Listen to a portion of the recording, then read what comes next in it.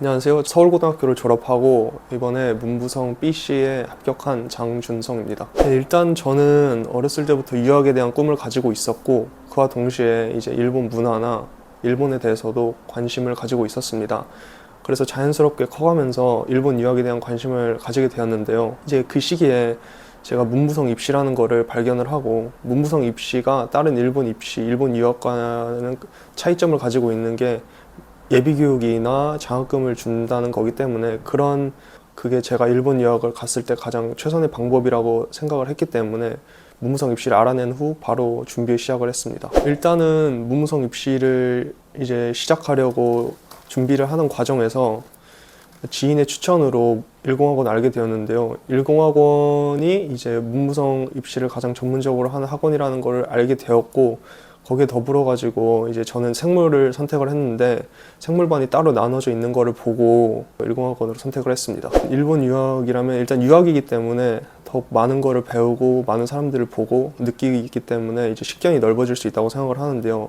그와 동시에 원래 유학이 가지고 있는 여러 단점들이 뭐 정서적으로 안 맞다거나 적응을 잘 못한다거나 하는 단점들을, 아무래도 일본은 정서적으로 비슷하고 적응이 쉽기 때문에 단점도 상쇄시켜 줄 수 있다고 생각을 했습니다. 이제 거기에 더불어서 제가 선택한 이 문무성 입시는 예비교육이나 이제 장학금을 주는 등의 과정이 있기 때문에 대학 가서도 적응하기도 훨씬 편하고, 장학금을 통해서 하고 싶은 공부를 더 자유롭게 아르바이트를 하지 않고도 공부를 할 수 있고, 마지막으로 예비교육 과정에서 한국뿐만이 아니라 다른 여러 나라의 사람들과 만나면서 더욱 시야를 넓힐 수 있다고 생각을 했습니다. 일본 입시는 암기를 위주로 진행이 된다는 거라고 생각을 합니다.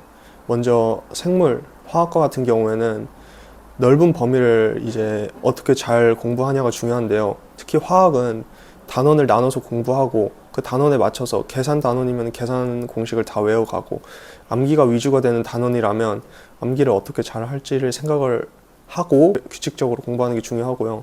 생물과 같은 경우에는 문무성 생물은 특히 어디서 어떻게 나올지 모르기 때문에 정말 넓은 범위를 잊지 않도록 매일매일 잘 복습을 하는 게 중요하다고 생각을 합니다.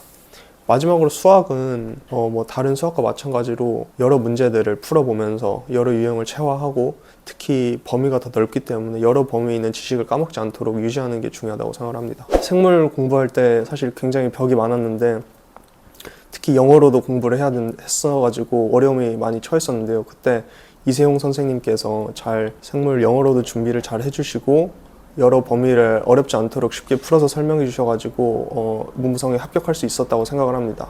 저는 후배들이 겁먹지 않는 것이 가장 중요하다고 생각을 합니다.